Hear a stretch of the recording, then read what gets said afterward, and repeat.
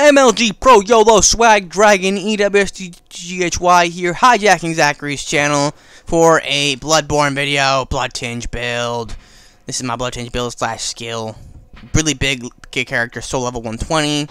Here in a random challenge, I need to show off the Evelyn Chicago combo with 49 Bloodtinge and 25 skill. This build didn't actually pump out damage like crazy. I got all runes that just increase damage but decrease durability because it's the best kind of cursed blood gems in my opinion. Just so much damage you can get out of this thing.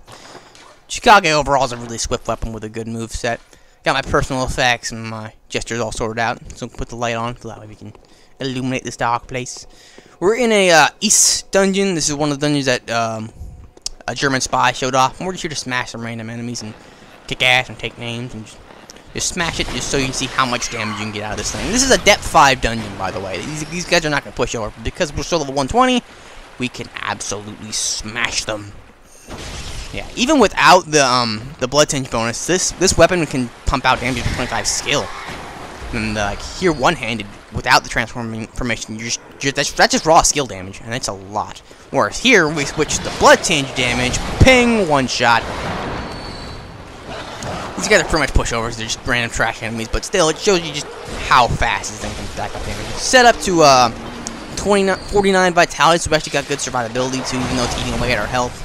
Got 29 skill, 29 endurance, I believe it is, to make sure that we can actually set up our runes for stamina regeneration, the metamorphosis runes and the Hunter of Hunters runes to make it so that we can make it an R1 mashy kind of build, or just change them to be a gun type build. That's why I like this build so much, because you can make it a bullet spam or an R1 mash, basically, because you can use stamina regen to make it R1 mashy, or just switch it out for communion runes and bullet runes to just fire away. With bone marrow ash, this thing does a lot of damage. You can just breeze through bosses with the gun on this thing.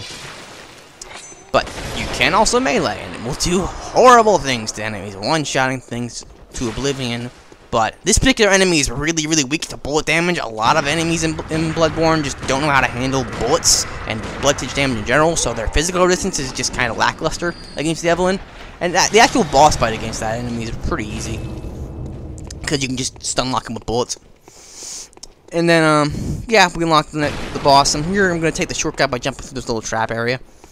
Grab the loot first, and then we'll be back to the boss fight. We'll go kill that boss. The boss fight for this area is the Keeper of the Watchdog or some dude. I don't remember his name, but it's pretty easy. He'll either end up just two-shotting you, bang bang, you're dead with an R1 mash and a fireball, or you'll end up destroying him by stun locking him or parrying him or something like that. It's a very wishy-washy boss. Sometimes it's easy, sometimes you just show up and die. But because we have so much damage and so much survivability, we can just toy with him. I've just completely wrecked this guy on several occasions. It's not a very long boss either. He doesn't have a whole lot of survivability. It's just all damage he relies on, kind of like a glass cannon.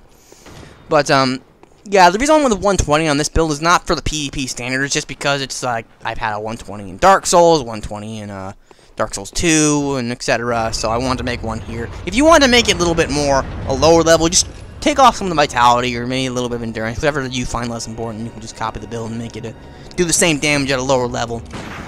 Yeah, that's the bone marrow ash with the Evelyn.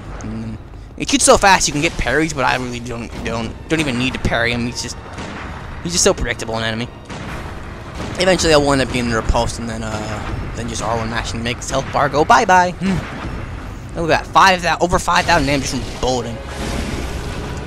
Yeah, and here's he's in the corner, so you can R1 mash away. And eventually once his health gets low enough, you can predict when he buffs, and then you can just wreck him. You can actually get behind him and backstab him if you're swift enough, which I didn't end up doing because he was behind that in that corner. But yeah, his health is like just gone from this thing, just completely obliterated. Yeah.